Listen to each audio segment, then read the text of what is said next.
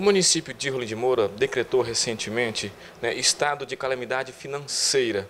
E a gente, no caso a população, está se perguntando, já foram feitas aí algumas nomeações, em torno de 40 nomeações, e a população questiona, o município mesmo decretando estado de calamidade financeira pode fazer isso? E o porquê que fez isso? Vai ter condições de manter a folha de pagamento mesmo assim? O decreto de calamidade financeira e administrativa, ele teve por objetivo o seguinte: nós tivemos uma situação atípica no município, que foi uma ruptura. Saiu-se um prefeito, assumiu o outro por uma decisão judicial e então não houve uma transição. Ou seja, o prefeito que entrou, ele não foi feita aquela transição comum, normal que faz. Quando entra um prefeito, ele ganha em outubro, por exemplo, e ele só vai assumir em janeiro.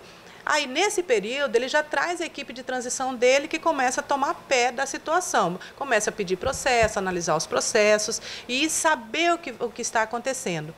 Não foi o que aconteceu em Rolim de Moura. Então, esse decreto foi porque nós chegamos no momento em que a gente não sabia como estava, nós chegamos um dia aqui na prefeitura, nós tínhamos departamentos fechados, totalmente fechados, como foi o caso da Receita e o caso de convênios, que são os dois casos assim, mais graves que a gente percebeu, porque a Receita não pode parar, ela tem que ficar aberta, só tinham portariados ali, pessoas que não eram concursados.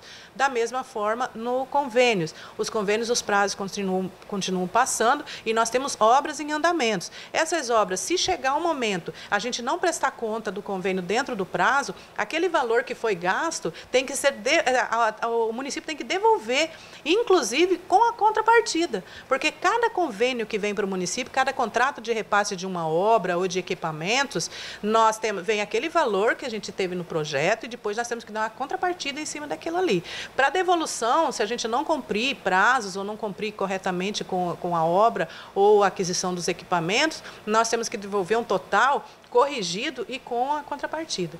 Então, isso onera demais, praticamente quebra o município, né? Por isso que nós temos que fazer orçamentos enxutos. Então, o decreto, ele não impede nenhuma contratação, então, inclusive, se você olhar lá, ele está exceto folha de pagamento e os encargos. Então, isso está bem claro no decreto. Se alguém tiver alguma dúvida, o decreto está publicado no portal da transparência. É só olhar ele e analisar. Nada mais foi para que a gente tivesse um norte do que está acontecendo.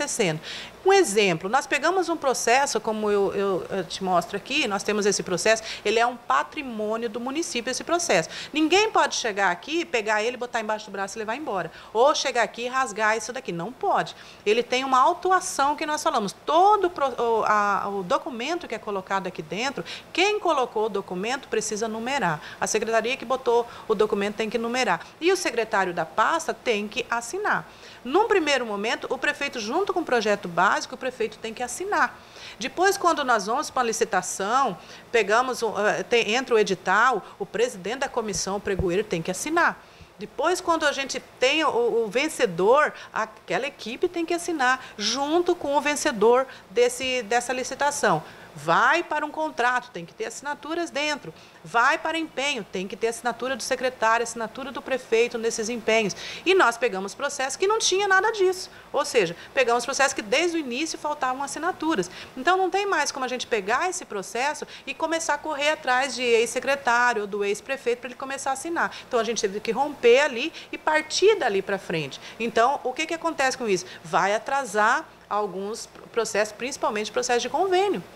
E daí nós temos que ter uma justificativa escrita por que nós estamos atrasando, porque nós estamos pedindo um aditivo de prazo, de repente, para um ministério.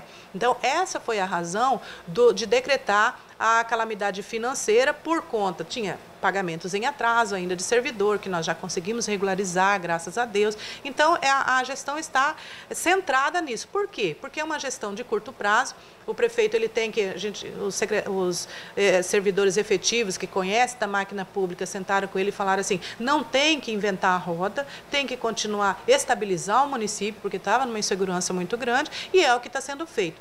As portarias, quando se cria um organograma paralelo aos cargos de concurso, isso é constitucional, essas portarias, por exemplo, nós temos em torno de 198 cargos aqui. Só estou verificando ali que a SEMAS aumentou alguns cargos. Mas tem secretarias como a Secretaria de Saúde, a Secretaria de Assistência Social e a de Educação, elas vêm recursos para isso, né? Então, cada servidor que pega um cargo a mais, ele precisa também receber mais. Ele não vai ter uma responsabilidade além do cargo de concurso dele, se ele não tiver uma gratificação maior. Isso é fato. A maioria das portarias que estão sendo nomeados são praticamente as mesmas que estavam antes, aquele servidor que estava, às vezes, que pediu para exoneração naquele período. Eles estão sendo nomeados servidores efetivos nesses cargos. A educação, mais de 90% das portarias da educação são servidores efetivos. Dentro aqui também da prefeitura, a maioria são servidores efetivos, mas nós temos um déficit de servidor, principalmente agente administrativo, que é o que faz essa parte administrativa. Nós temos em torno de 52 agentes administrativos para trabalhar em todos os setores da prefeitura, são agente administrativo. Então, estamos com um déficit muito grande.